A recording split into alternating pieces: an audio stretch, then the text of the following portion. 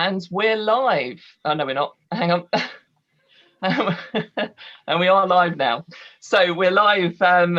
So welcome to the show, everybody. And the technical issues always pending, but as this is a community effort, I think we've done so well so far in getting all this together, and we've been thoroughly enjoying it as well.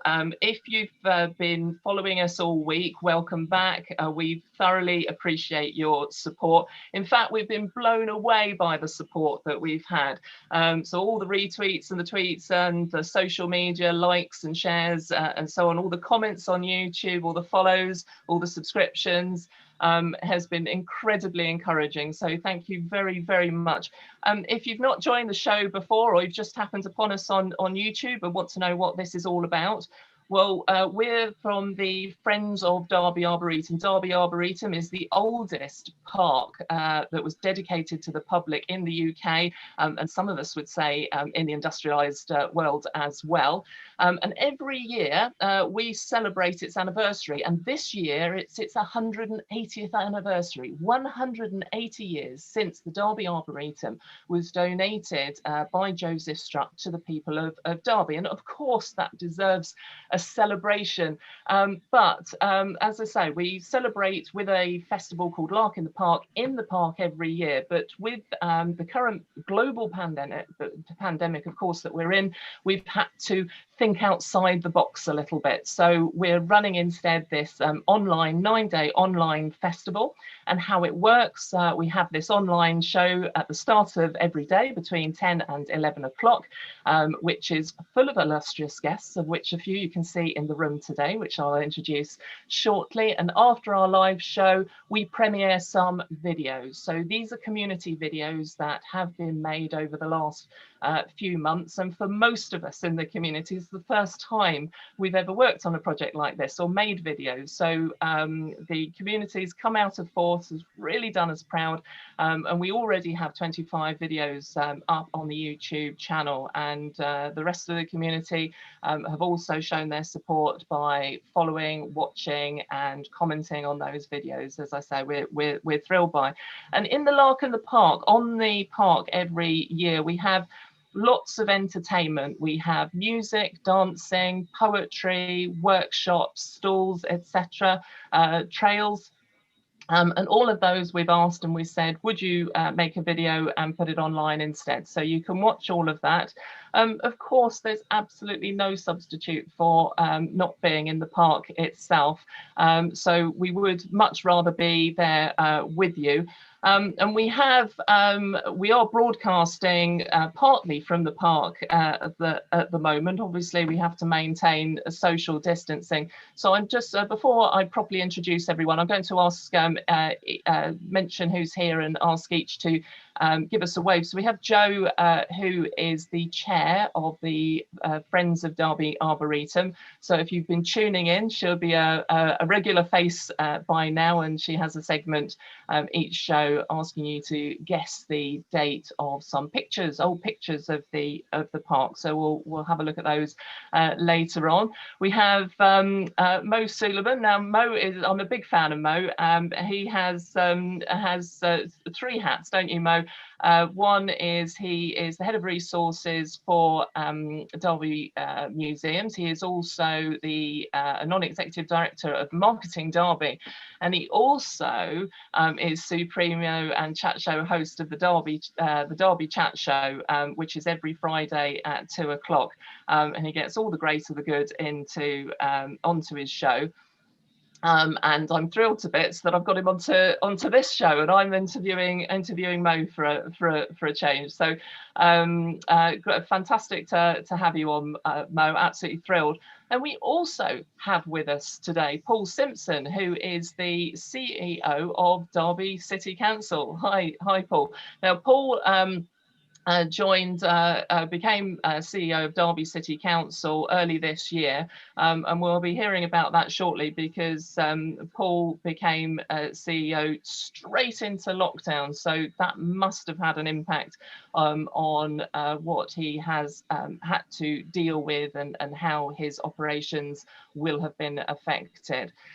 So we'll come back to all of that shortly, but I've got a few more things to mention before we do, and one of those is the if I can make sure I find it all with this new technology, and I'll share that screen with you. So this is the quiz we run on Twitter every day, and the one we had yesterday after the Royal Crown Derby, the archivist of the Royal Crown Derby joined us, and so we asked, in recognition of that, what was Royal Crown Derby called before it acquired its current regal name?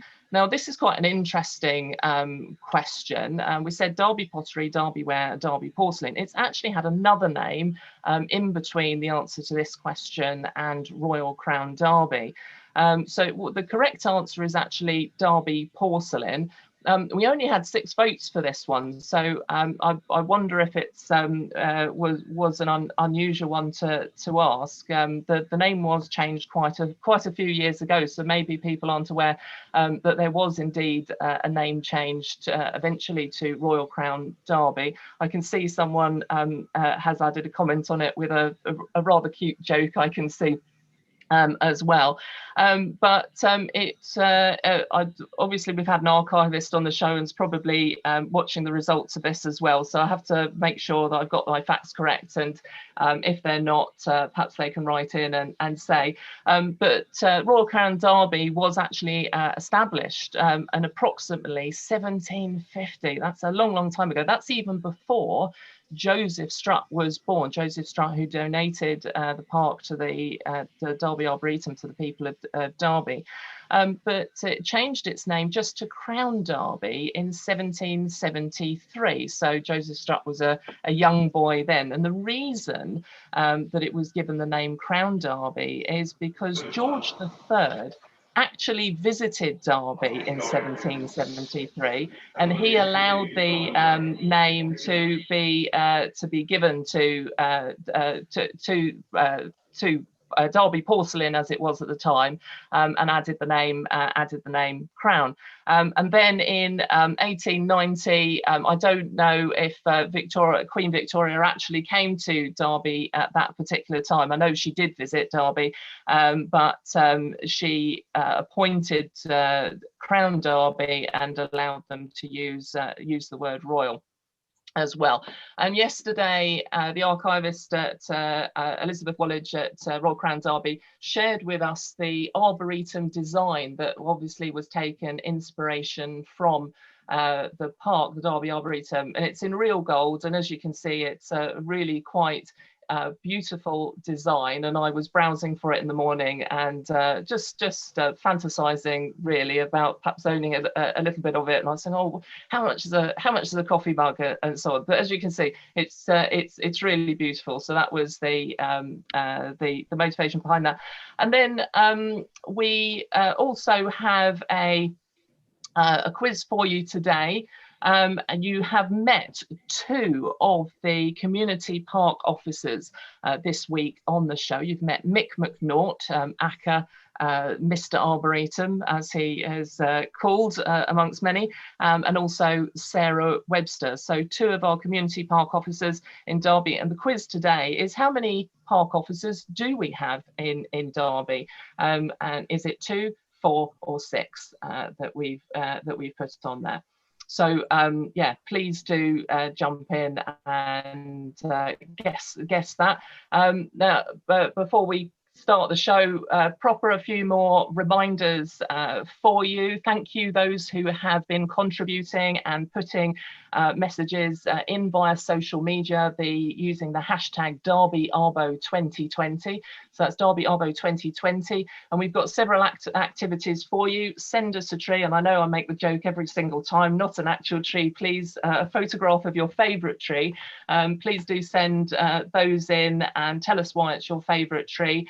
We're going to show all of these on Sunday.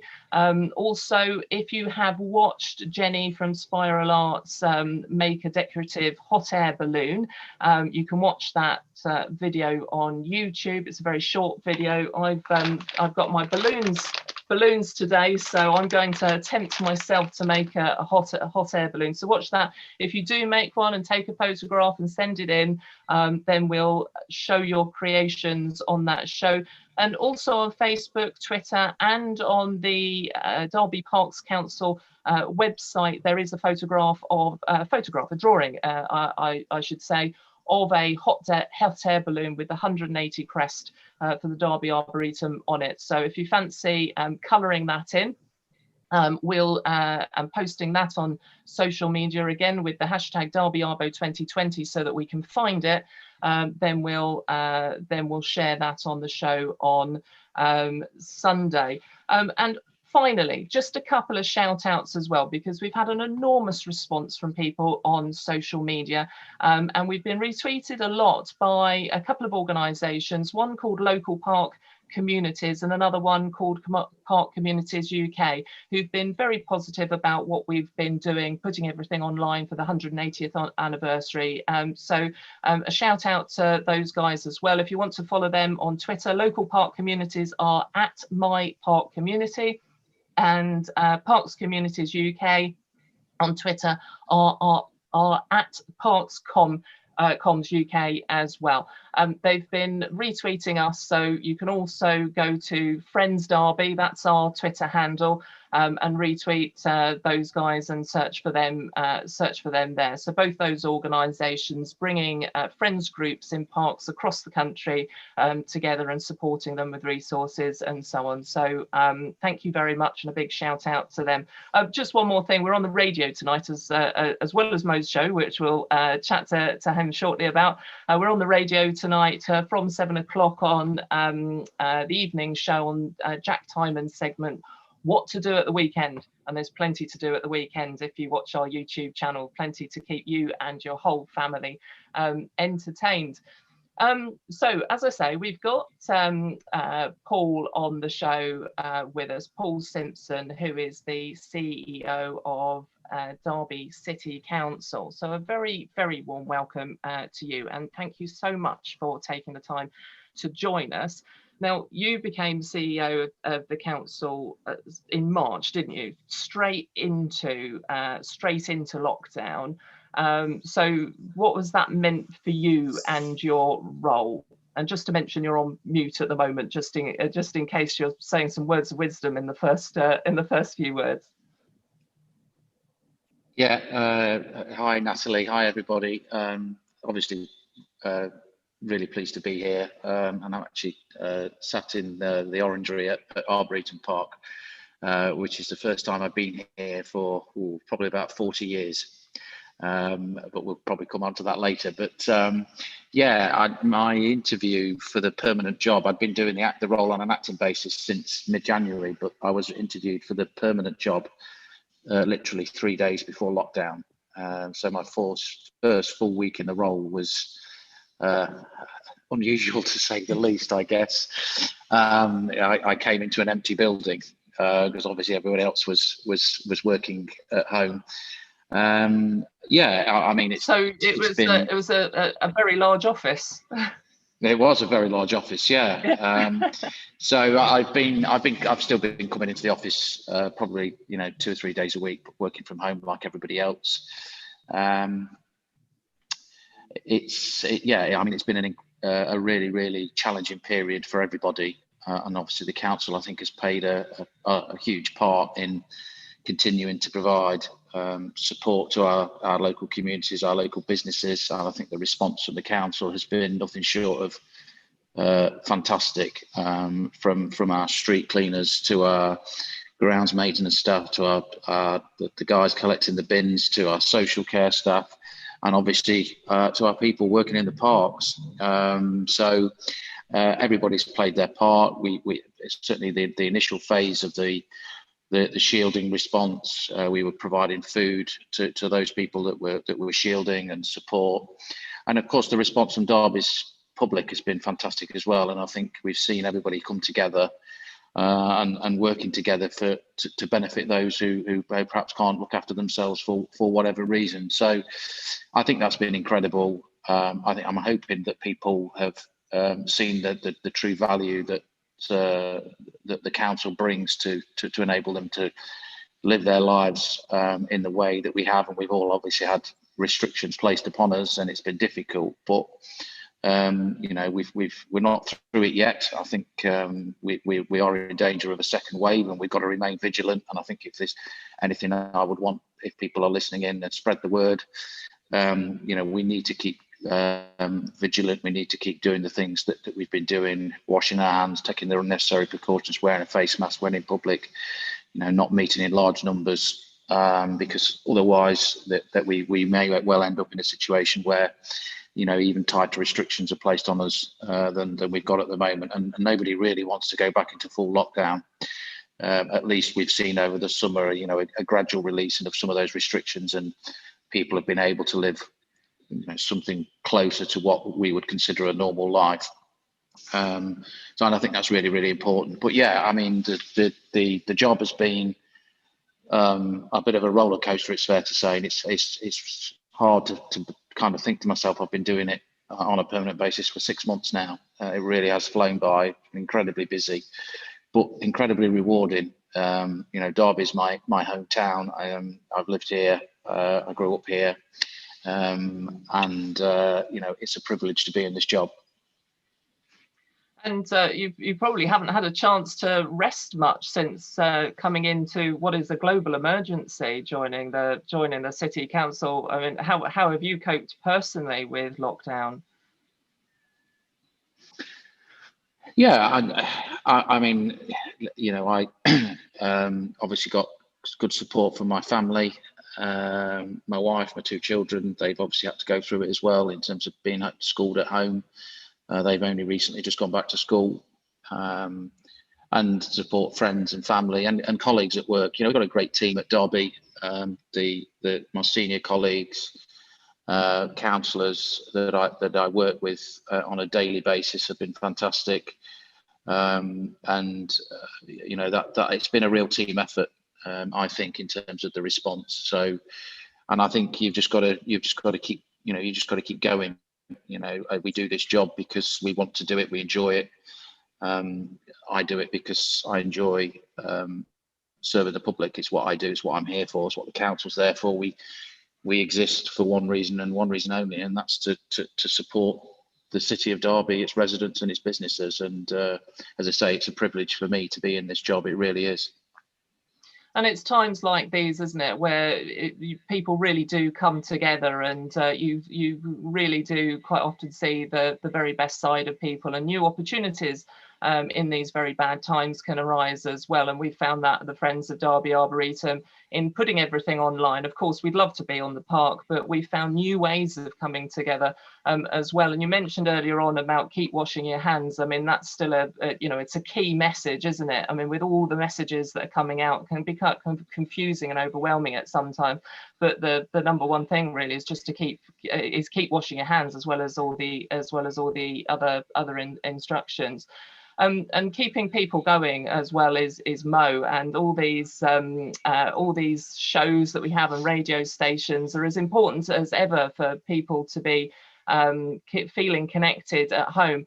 And Mo, you have you're a personality in Derby, and as you know, I'm a big fan of yours. And you have a show every Friday at 2:00 on Derby Sound Radio, community radio, where you interview the great and the good of Derby. And I know Paul's even been on your show as well. But if I'm correct in saying you kicked that show off about a year ago, what was the inspiration behind you starting that show? Because I've been very inspired by your show. But you've almost, where did you get your inspiration from? Thank you for that, and thank you also, Paul. I totally agree with what you said about the council doing an absolutely fantastic job. The inspiration came from the fact that when I joined Marketing Derby's board, I realized that actually we are great at promoting Derby to the outside world, but perhaps not as good as selling Derby to Derby. And so that became apparent as I started to get into Marketing Derby. And then an opportunity came along where Derby Sound were looking for presenters. And I thought, you know what would be a great way to showcase to people all the great things that are happening in Derby. And as a finance director at the museum, I'm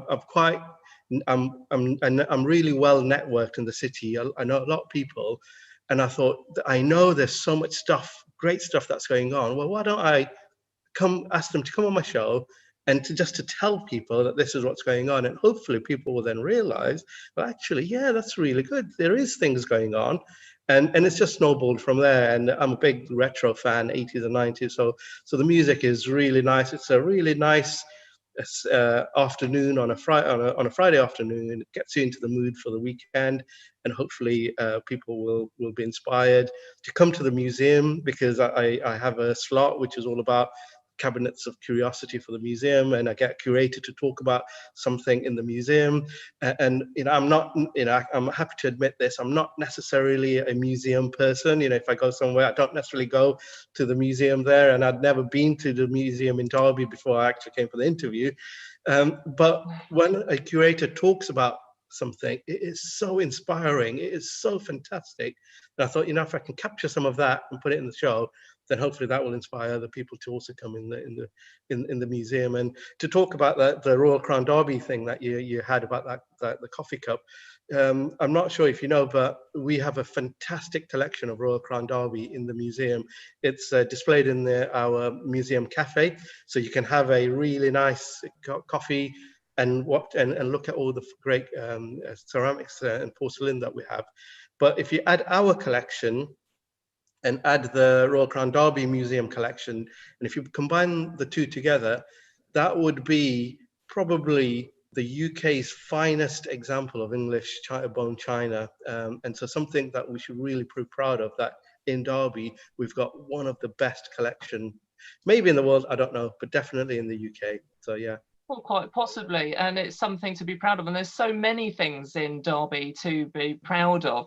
And it's a very interesting thing that you say is the awareness of how amazing Derby is for people not outside of Derby, but also inside Derby as well. So promoting it to the people of Derby does, is a great service. If you ask people, did you know that Derby was the first industrial city in the world? Or would people, how many people outside Derby would know that? How many people in Derby would know that? The importance of the Silk Museum, which is obviously part of Derby Museums as well, and what a key building that is on the global stage, and how many people are aware of that. Also, the amazing number of famous people from the Derby philosophers and the Joseph Strutton, some of the wealthiest people in the world at the time, was at the Industrial Revolution, and then all of the amazing artists that you've had on your show as well that have arrived since. You've interviewed so many. Could you highlight one or two people that you've had on your show? Maybe a short list of them, perhaps. Yeah, absolutely. So obviously the key highlight for me was meeting Paul, the new CEO of the City Council. So that was by far the highlight of the year. But also last week was my anniversary show, and I had Jyoti Mishra, who is the talent behind Whitetown, Derby's only #1 hit with Your Woman. And to hear him talk about the inspiration and the reason why he as a man is talking as if he's a woman, well, just absolutely fantastic. And I really enjoyed talking to him. Other key ones that I've really enjoyed were John Forkin. He's the chief exec of Marketing Derby. He was fantastic, and he's done so much in his career. That was really interesting. Another one was Councillor John Whitby. He is no longer a councillor, but he was the mayor when I interviewed him, and he also he was a singer in a band. And the stories that he was telling when he was gigging around the world, they were just absolutely fantastic. So I really enjoyed him. I remember that show. That was very entertaining. He was a very entertaining character. He was. And then you got Lord Burlington, who came on my show. And then I had this young magician called Luca Gallon. And now this chap is from Derby, and he is really going places. Yeah, he's got a following of about 10 million on TikTok. He was on Britain's Got Talent and did really well.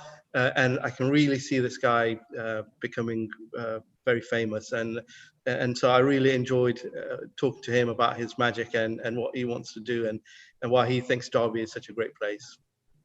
So, yeah. And that's why you should tune into Mo's show, because it sounds like you're effectively launching people's careers as well on it. So you get to see all these amazing people.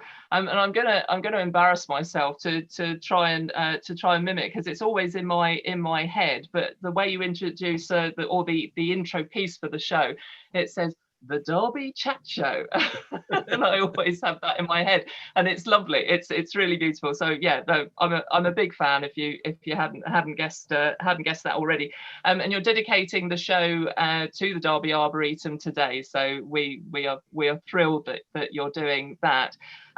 So we'll come back and chat about the show shortly, that you're running at 2 o'clock this afternoon. But before we do, we're going to launch into Jo's segments on the pictures that she shows every week. And this week, her theme is illuminations. And I'm expecting that they'll be quite pretty pictures, although they may be black and white. So I'm very curious to see these. Over to you, Jo. Thank you very much. First of all, I'll just screen share the results of yesterday's quiz. Okay, I asked you the date and genre of Jane Loudon's first book. If you remember, she was the wife of John Claudius Loudon, who designed the Arboretum. I asked you about the type of plants and the date of the little girl picture in the garden with the ranger, the location of the East Lodge, and which is no longer with us, and when we did the big renovation of the Arboretum. Okay, so the results of that may surprise you. Jane Loudon's first book was called The Mummy, A Tale of the 22nd Century, and it was published in 1827. And I would categorize it as sci-fi, although some people may say fantasy. But she sets the book in the 22nd century in a society which is actually quite utopian. I mean, there are obviously problems, but it's quite an illuminating vision. Then the little girl is standing talking to one of the rangers by the cacti. So there was a cactus garden. If you remember, the Loudons like to zone the different kinds of plants, and at one point there was a cactus garden. Don't have it now, but maybe we should bring it back, bearing in mind the changes in our climate. The East Lodge was located near the Reginald Street entrance, and there is an open area there now with a memorial garden in it. And the big renovation took place in the early 2000s, so between 2002 and 2005. So I don't know how you did with that, but I bet you didn't get the first one unless you cheated and Googled. Okay, the next set we have is, as you say, on the illuminations. So at some point, and I'm afraid I have no idea of the date, but it must have been somewhere in the mid to late 20th century, we have had illuminations on the park. These are a couple of photos And this one, which I think is really quite lovely, is of a party going on around the fountain. Now the questions are: guess the year and whose statue is it? If you've been watching all week, you'll know.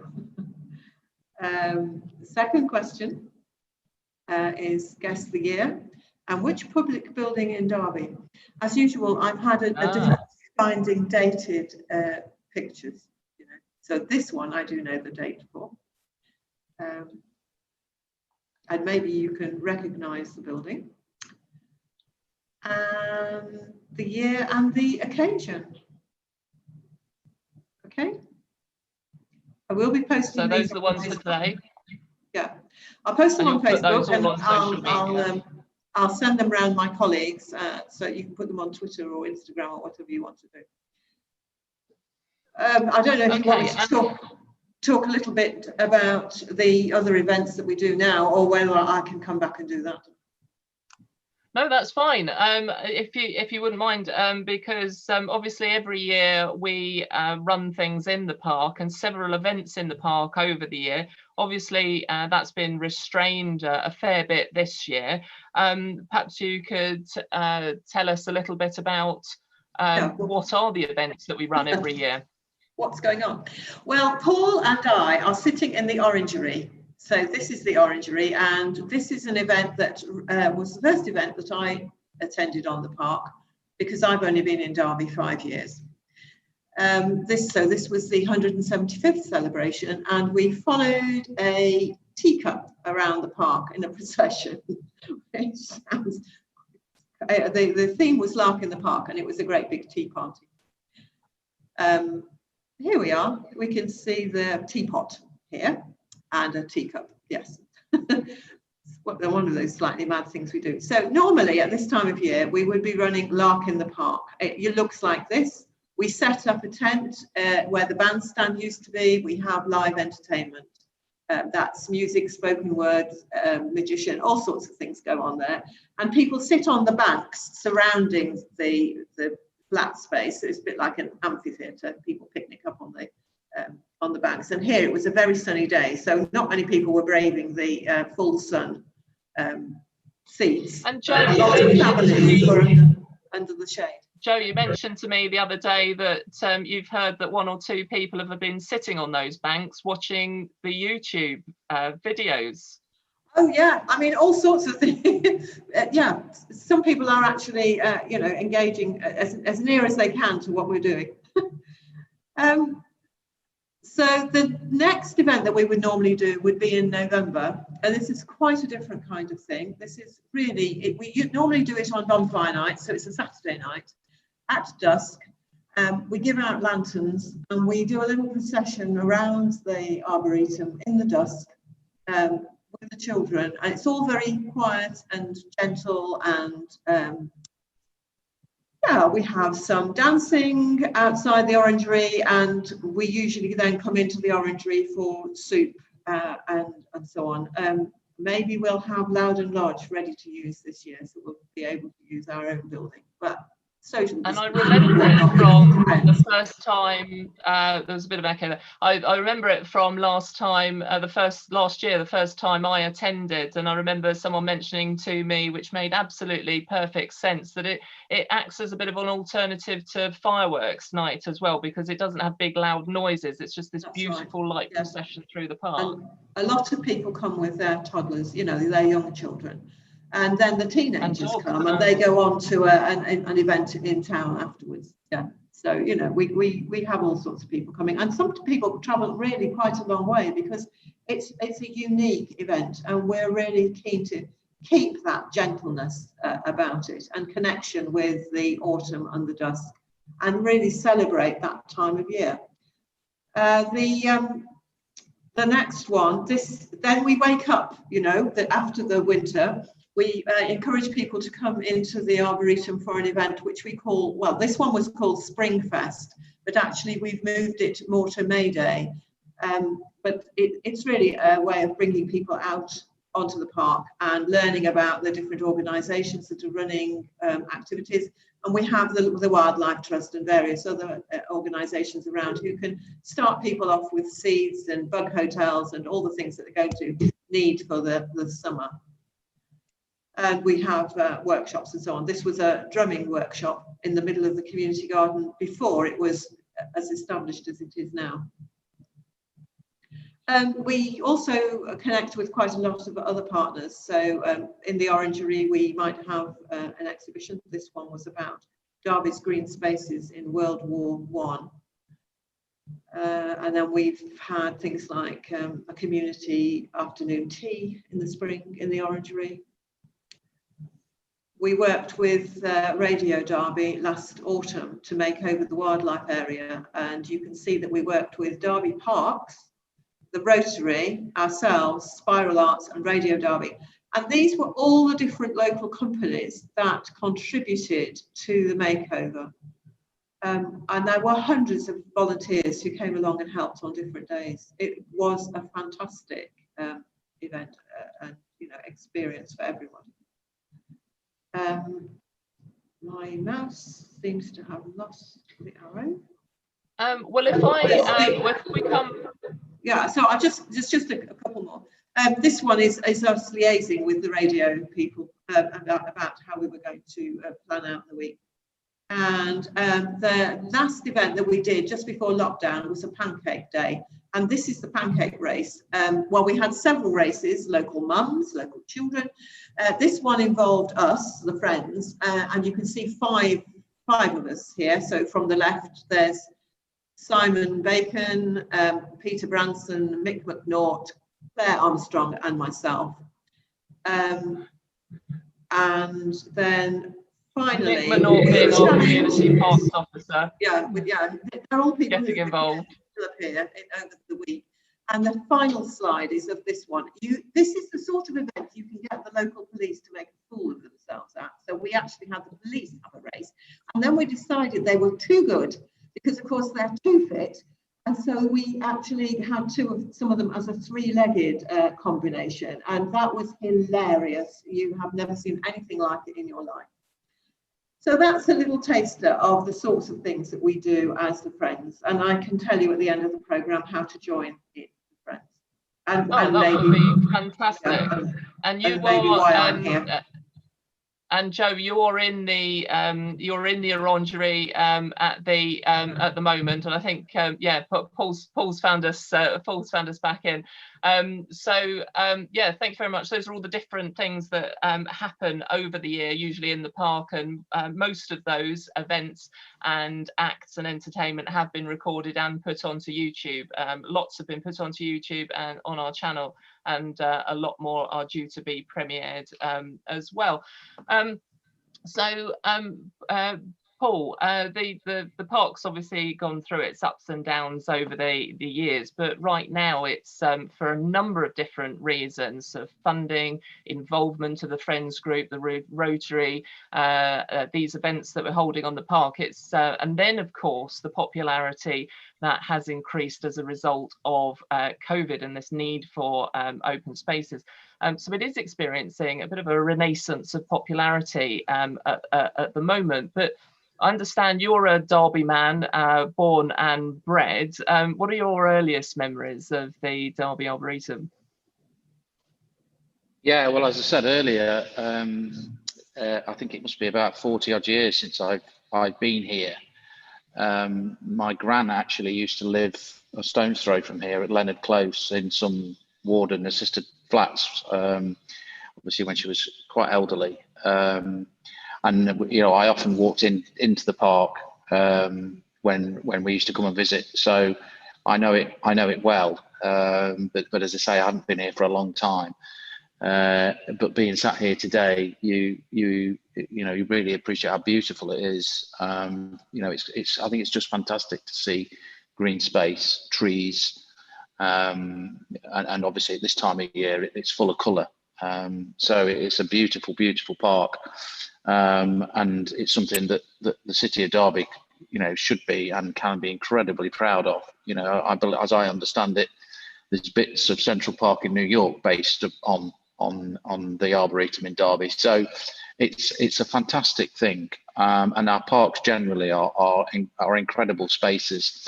And as you said, Natalie, I think one of the things that lockdown has hopefully made people realise is the importance of green space, the ability to see nature, wildlife, trees, is incredibly important. And in these really challenging times, you know, I didn't have the stomach, I have to say, to watch David Attenborough's programme over the weekend. I think it would have upset me too much. But you know, there's a responsibility on all of us, I think, as a human race to have more green space, to begin to turn the tide on the destruction that I'm sorry to say we're wreaking on the planet. So having been in a space like this is really, really important. And I certainly, as a chief exec, I'd like to see more green space in Derby. And I think from conversations that we've had with people coming into the city centre, they'd really, really like to see more green space in the city centre. And that's something I'm very keen to see. You know, we've got a fantastic natural environment in the city centre. We've got something that a lot of cities would kill for. We've got a river running right through it, yet we've turned our back on it a little bit. We've stuck big horrible buildings in front of it, and we need to do something about that. We need to open the city centre up so that we've probably got too much retail space, so can we find ways of maybe creating opportunities for people to have space like this in the heart of the city, because it's a fantastic thing. Oh, it's wonderful to have a CEO with that vision, and certainly that's bread and butter for us at the Friends of Derby Arboretum, and we love the green space that is that we're involved with, and all the green spaces in Derby, they're all beautiful in their own way. But I'm biased, and where you're sat at the moment, I'm not in the Arboretum, obviously, just at the moment. You've probably got one of the best views out of that window in the orangery. So you've got all of those of Loudon's undulating hills, the designer of the park, and then all of those exotic trees, and as you say, the winding paths and the lamp posts that are evocative of New York, which Frederick Law Olmsted got his inspiration from and brought to Central Park. So, you know, we are a city of firsts, and Derby Arboretum is a city of firsts. So when you look out of the window, does it bring back memories? Are there any icons on the park that you remember, such as, I mean, was the boar there when you walked around? Because it's been in various states of repair over the years. Yeah, I mean, the fountain's another thing that I used a photo of the fountain in a presentation recently, because, as you say, you know, we are a city of firsts, first industrial city in the world, first public park. And as you say, I'm guessing there's probably quite a lot of Derby's residents who maybe don't know that. And yeah, I mean, it's just great to be here. You know, it does invoke memories of childhood lost, long gone, I'm afraid, in my case. But yeah, I mean, it's so great to see, you know, things that you used to kind of run up when I was able to. Yeah, it's such a beautiful, beautiful space, and it's a real gem, you know, in this fantastic part of the city. Some great communities in this part of the city, and it's been really great actually to see so many people using the park, just walking around, getting from A to B, walking around, talking to friends, walking the dog. Yeah, this is what public spaces should be about, to enable people to see a bit of colour, rather than what can often be very grey spaces in city centres.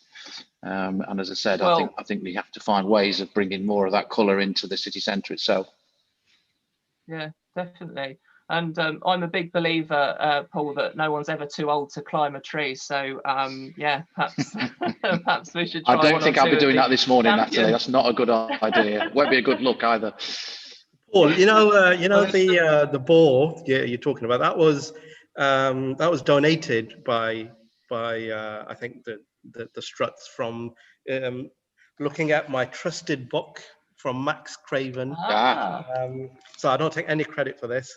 That But came you're from Thorntree House. beaming in from Derby Museums at the moment, aren't you? Absolutely, absolutely. And Yeah, Max, so you've got access to all of these references. Yeah, and I don't know if you He's remember, cheating. but a while back I was tweeting about history of Derby and history of streets, and all my information came from Max's books. But the fountain that you talk about was designed by and made by a local foundry, probably Weatherhead. So Max doesn't know who made it, but thinks that it might be Weatherhead. I don't know if you have any more information other than that. Well, it's great to have I'm afraid input I from the Derby. It's great to have the input from the Derby Museums as well. I mean, we've had sort of information from all sorts of different sources.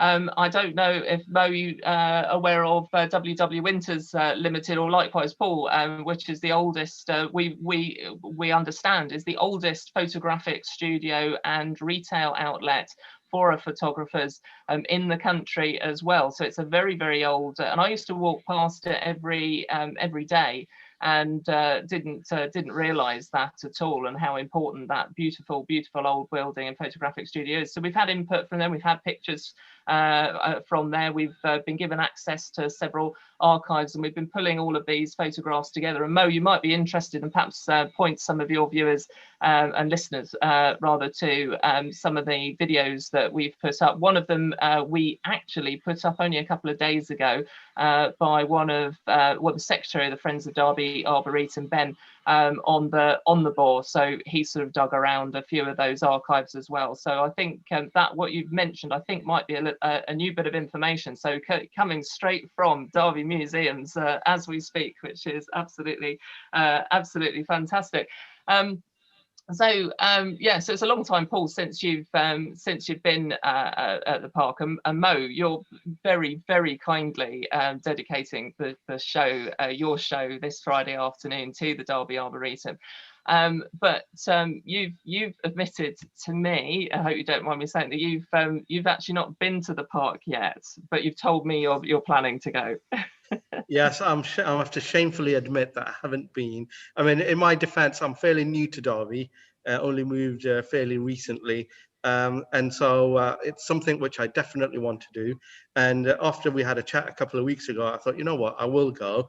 But then I thought, let me see how all these events are happening, and then I'm going to pick a day to go. And so hopefully over the weekend, with the weather being so nice, I'm going to make my first visit. And I'm really looking forward to it, because after speaking to Professor Paul Elliott for my show, which is broadcast at 2:00, he described the park so eloquently and so inspirationally that you felt, you know what, I have to go.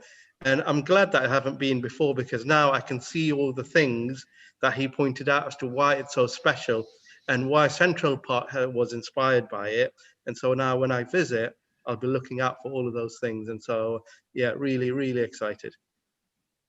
Oh, well, we're absolutely thrilled that you're so excited about coming along. And when I first walked around the park, and I was there when I was as a child, but only recently been walking around the park again, and I didn't realise. I thought, you know, why does this feel so special? What is it about it? And then when you learn the history of how it was designed and what it was given to the people of Derby, what was the motivation behind it, all of the events that have happened in the park, all of the icons that are in the park, the buildings that are in the park. There's just so much to take in this actually quite a small space.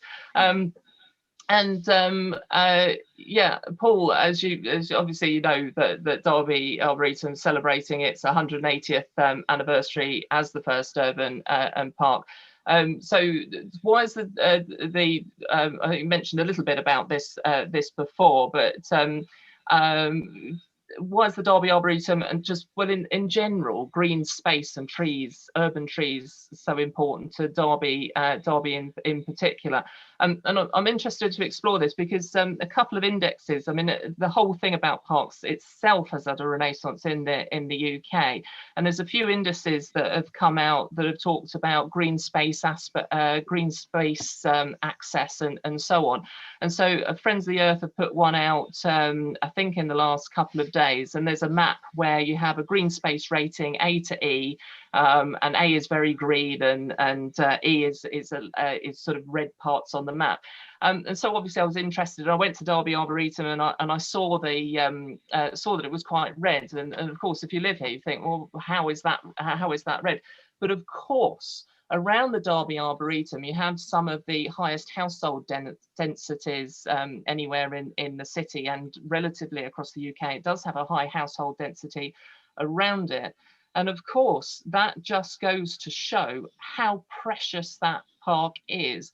And we have a film due out tomorrow, which is a beautiful, I think, slice of social history, a really lovely film that a couple of our friends of Derby Arboretum have made, interviewing all of the people just at random, just stopping them and asking them why they love the park. The diversity of the nationalities and the backgrounds and the people who use the park is really, really quite profound. So it's obviously important, and those types of indices I don't think really get across how well placed certain green spaces are. So we're very lucky to have the Derby Arboretum, but I imagine that you have sort of policies, motivations and ideas for green spaces and trees across the city of Derby.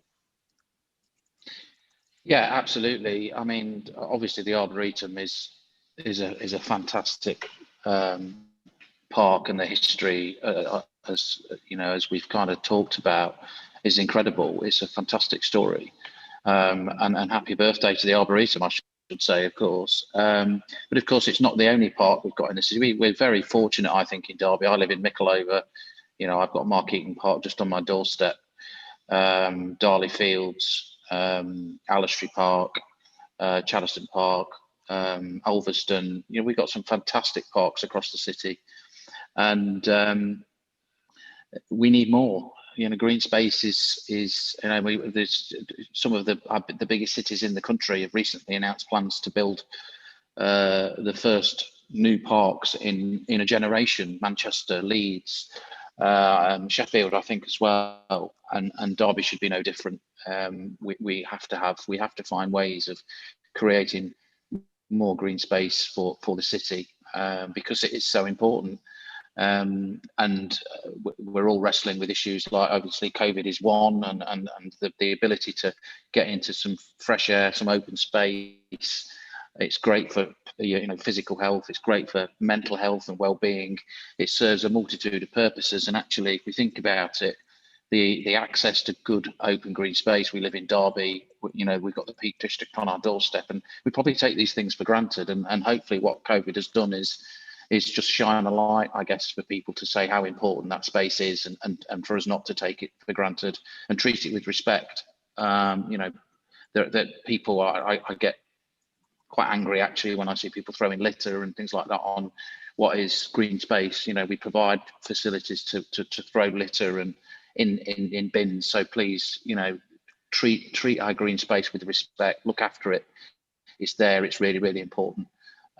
So for me, I'm a huge fan of green space. It serves, as I say, a multitude of purposes. The fight against climate change, obviously, is another big issue. If we're planting more trees across the city, then we're doing our bit to help in battle issues like climate change, which, you know, can be overwhelming, I guess. But if we all do our bit, then something like this, I think, is a really positive step for the city. So, yeah, I mean, from my perspective, we are actively pursuing, you know, ideas and options as to how we can bring more green space into the city centre, because I think that's a good thing in so many ways, but it's also what people want now. The people don't necessarily want lots and lots of shops and buildings. They want to see mixed in with that. I was fortunate enough to spend some time last year in Berlin, and they've got this most amazing park very close to the city centre. And it was just great to see people, you know, walking around, exercising, bikes, walking. It was just brilliant, and it's fantastic to have that so close to the city. And you know, for me, I would really, really welcome that opportunity to have more green space in our city centre. Well, it's wonderful to hear that leadership on green space from the very top of the council. It's great to hear, but also everybody can play their part, as you were mentioning. Just even picking up litter, putting your own litter in the bins, or taking it home if perhaps they're full. And there are other ways that you can get involved and taking part. In particular, obviously, the Friends of Derby Arboretum. And Joe, did you want to just mention something on the membership of the Friends of Derby Arboretum whilst we're here? Yes, I did. I was just going to say, we're coming up to a kind of time of year when the park is really exceptionally beautiful, of course, with the autumn colour. It's so easy to get to. It's on many people's commuting routes or shopping routes, or other routes to get to other places. So lots of people walk through it, but just take time to come in and sit and look and absorb. This is the autumn. Then we'll go on into the winter. I sometimes walk through here at dusk, so the skies are usually absolutely fabulous with the trees against them. And one day I looked out of my window at home and I could see a scene reminiscent of a Bruegel painting. The hunters in the snow, and this was all these kids snowballing and sleighing in the snow at the end of my garden. And then we come to the spring, of course, which is snow of a different kind. Absolutely beautiful. It's every day is different. So if you want to join us, we're the Friends of Derby Arboretum. You will need to just send us an email to this address saying that you would like to go on to our mailing list, and then we can tell you what events we're going to be running and invite you to any meetings, or just give you a bit of news in a newsletter. We don't inundate you with emails. You'll get probably half a dozen a year. That's all, just one every couple of months, just keeping you up to date with what's going on. So please do send to us. It's friendsderbyarbo@gmail.com. It's as easy as that. Thank you. Okay, thank you very, very much, Joe. So please, if you want to join the Friends of Derby Arboretum, please do send an email to that, and Joe will put that email up on social media and at the bottom of this video. We'll add that later on today. So we're coming to the end of the show. I just want to let you know what's coming up after the show. So we have our premieres, which will follow this. They are at 11:15, 11:45 and 12:15, so they're all on the half hour, all of our shows from 11:15 each day. And we have the 3 videos for you today. We have a beautiful music accompanied slideshow of the Pancake Fun that Joe was talking about, and the Mayfest. So you want to have a look at what it was like for those events in previous years, what happens on the park. Please do stay and watch those premieres. And we have a very, very special premiere that we're running at 12:15, and this is a young chap called Dan Vodolia, who is a guitarist, and he is premiere at 12:15. He was asked to play at Lark in the Park this year for the first time, wasn't able to do it, so he agreed to make a video for us. He's just 16 years old, and I like to think I'm quite good at spotting talent, but when you watch this young man, I don't think his talent is there for everybody to see. It is really quite remarkable. He has created also, as a result of creating videos for us, he's created his own YouTube channel. So it's Dan Vodolia, and please do go to support him and go to his channel and subscribe to his channel. And if you can't wait for 12:15, you can watch a couple of his videos, but he's premiering something special for us at 12:15, so set a reminder of that. And I do encourage you to set a reminder, because if that young chap wants fame, I do think it's available to him, and you can say you were there first watching him premiere on the YouTube festival at the Friends of Derby Arboretum, Lark in the Park. And then of course we have Mo's show this afternoon at 2 o'clock, interviewing Paul Elliott, who's Professor of History, who was on at Derby University, who was on the show earlier this week. But it's a longer feature length interview, which Mo is famous for, really getting to the roots of the personalities and the people he's speaking to. So please do watch that. It's Derby Sound Radio. You can put that into your Google browser, and up it will come, and you can watch live. So set that for 2 o'clock. Do watch it, and you know, watch Mo every week. He brings on someone interesting every week. So he is an institution now in Derby. And tomorrow we have People on the Park is our theme. So we have a beautiful, beautiful film where a couple of the friends of Derby Arboretum have gone round and just interviewed people on the park, and a lot of them, 25 minutes of interviewing different people on the park. And it is eye-opening. It is wonderful seeing all of that and the people that are involved, and a couple more slideshows on that as well.